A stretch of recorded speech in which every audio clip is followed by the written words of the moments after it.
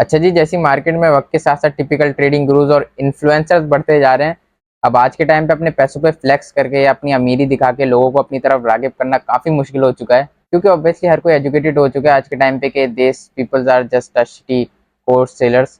तो इसी चीज़ को देखते हुए मार्केट में खासतौर पे इंस्टाग्राम पे नए नए मेंटोर्स आ रहे हैं, बल्कि मेंटोर्स नहीं मेंटोर्स आ रहे हैं, जो अक्सर औकात आजकल अपने नए नए प्रीमियम मेंटोरशिप कोर्स लॉन्च करते रहते हैं। अबे जानी चमक, तेरा भाई तो ट्रेडिंग में प्रोफेशनल हो गया कसम से। मतलब कि ऐसी ऐसी स्ट्रेटेजीज पता चल गई हैं कि तुझे बस कुछ नहीं करना, मैं तुझे एक लिंक दूंगा, तुझे बस उस लिंक पे क्लिक करना है। मैं तुझे एक बॉट के लिंक दूंगा, ऐसा वो बॉट ऐसा हरामी, अब्बा सब फेल है उसके आगे। वो है ना परसों, क्या नाम है उसका, जक्कार पका, हाँ वही जिसको मार पीट के टकला कर दिया था। उसका मैसेज आया था, कह रहा था भाई सिग्नल दे दो। मैंने कहा नहीं भाई, बिरयानी में इलायची और अपने मुल्क से गद्दारी हम बर्दाश्त नहीं करते भाई, साफ सीधी बात है।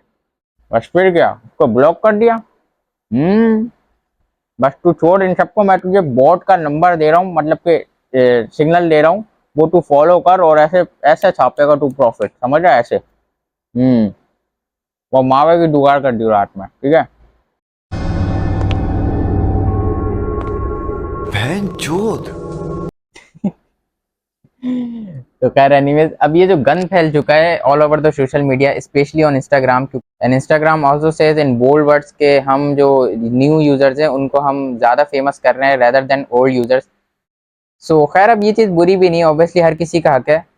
Just like other creators, Junaid भाई और डकी जैसा, जितना डकी का और जुनैद भाई का हक है उतना ही गली के नुक्कड़ वाले मुश्ताक अंकल का भी हक है। तो यस, इट्स ऑब्वियस, सबका हक है टिकटॉक पे आने का, ट्रेंड में होने का और फेमस होने का, it's fine. Anyways back to the topic. अब मैं ये नहीं कह रहा कि बीइंग एन मेंटोर कुछ गलत चीज़ है, मेंटोर बनना कुछ गलत चीज़ है, या मेंटोरशिप किसी को देना गलत चीज़ है। It's an proud moment for everyone, but ये भी देखना ज़रूरी होता है कि जो बंदा आपका मेंटोर है या जो बंदा आपका टीचर है, जो बंदा आपके सक्सेस में एक बहुत बड़ा रोल प्ले कर रहा है मेंटोर का, वो बंदा जो आपको सिखा रहा है, क्या वो खुद मेंटोर टाइटल के लिए एलिजिबल है भी या नहीं।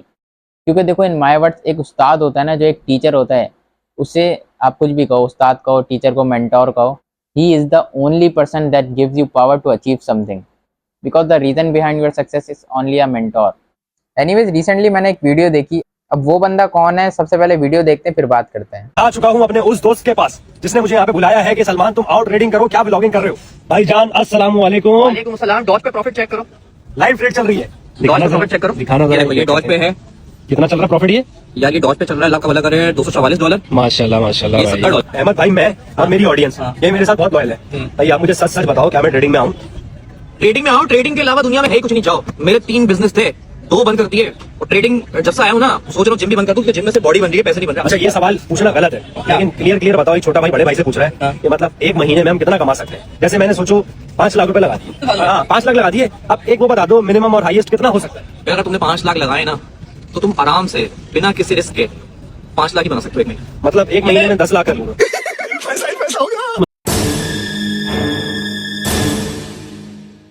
सबसे पहले तो कोई अगर इन्हें नहीं जानता तो he was the guy from P for पकाओ, द प्रैंक शो चैनल, जो कि हम सबके फेवरेट नादिर अली भाई रन करते हैं। Now no offense, he is a great actor, he is a great comedian, but देखो हर किसी की अपनी अपनी एक एक्सपर्टीज होती हैं।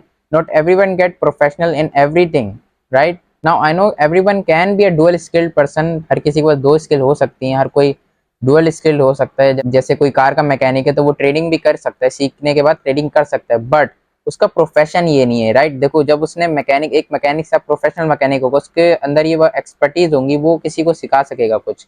अब वो जो मैकेनिक है वो ट्रेडिंग आके सीखता है, 3 से 4 महीने वो ट्रेडिंग पे लगाता है, सीखता है।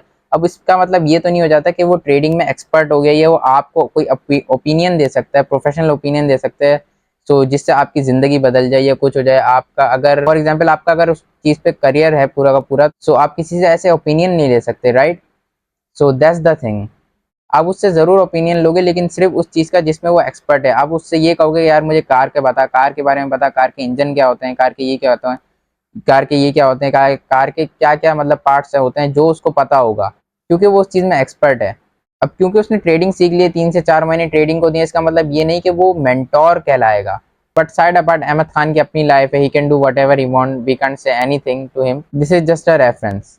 But the thing I want teach और make you understand about this, देखो ऑलवेज बी अवेयर, जो भी आपका मेंटोर है, जो भी जिसको भी आप मेंटोर बनाना चाहते हो या बनाने वाले हो, या जिसको आप as a career counselling choose कर रहे हो, जो आपके करियर की एक काउंसलिंग कर रहा हो। अब करियर काउंसलिंग क्या होती है, देखो आपके पेरेंट्स होते हैं, राइट?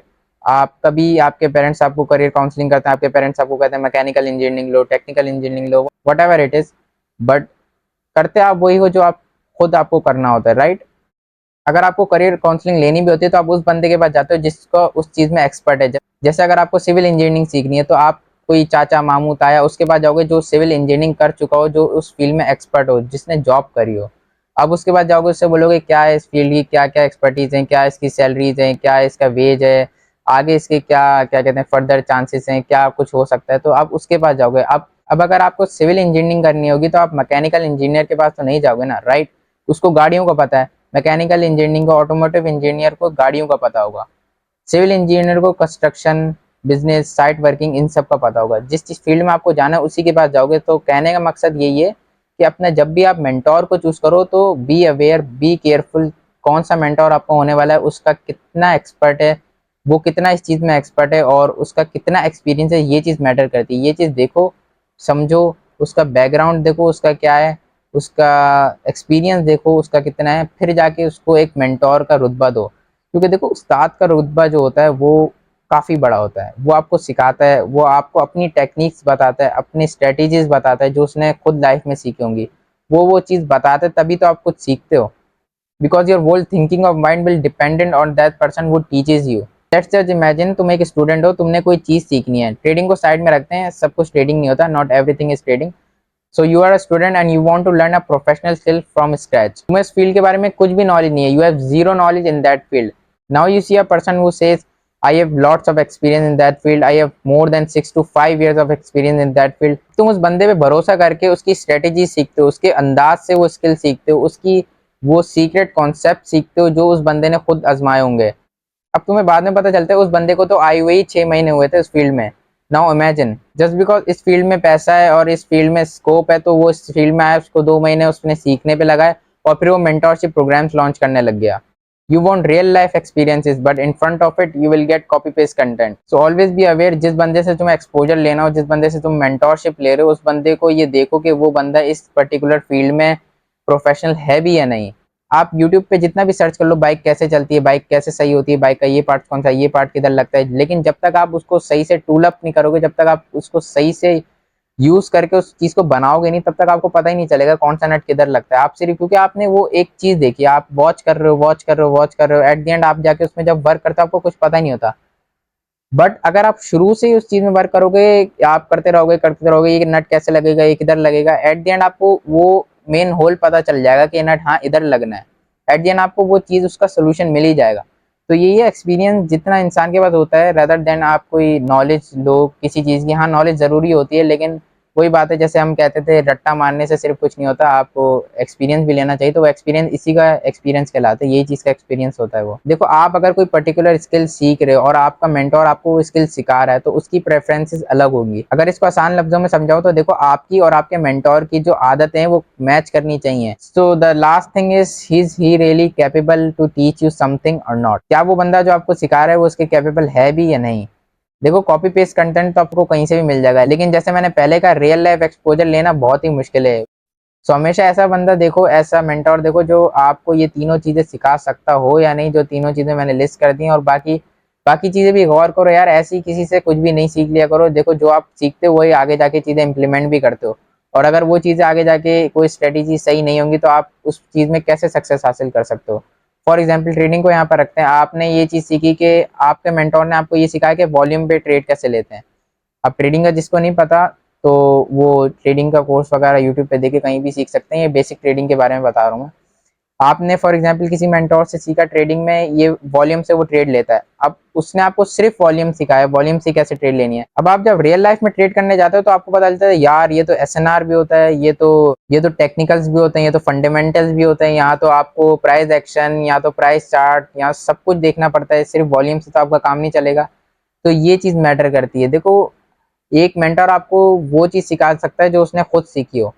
इसलिए आपको खुद से भी मेहनत करने की ज़्यादा ज़रूरत है। खुद यूट्यूब पे जाओ, सर्च करो, यूट्यूब नहीं गूगल पे जाओ, चैट जीपीटी आ गया आजकल, चैट जीपीटी से पूछो, सिर्फ एक मेंटोर पे पूरा वो नहीं होना। और ये चीज़ तो बिल्कुल नहीं करो भाई सिग्नल दे दे यार, सिग्नल से कुछ नहीं होता। आज मेरी बात मानो भाई, खुदा का वास्ता है, सिग्नल्स के ऊपर ना जाओ। एक तो ट्रेडिंग, तो पहली बात तो ट्रेडिंग आपके लिए है ही नहीं। ट्रेडिंग उन लोगों के लिए होती है, ट्रेडिंग मनी को लेवरेज करने के लिए होती है। ट्रेडिंग अमीर को और अमीर बनाती है, गरीब को अमीर नहीं बनाती। ये बात आप लोगों को समझ नहीं आती। एक तो पहले आप कोई भी सेकंड इनकम स्ट्रीम जनरेट करो, पहले आप कोई भी जॉब करो, जॉब करो यार, गेट अ जॉब। जॉब पे जाओ, क्यों नहीं जाते?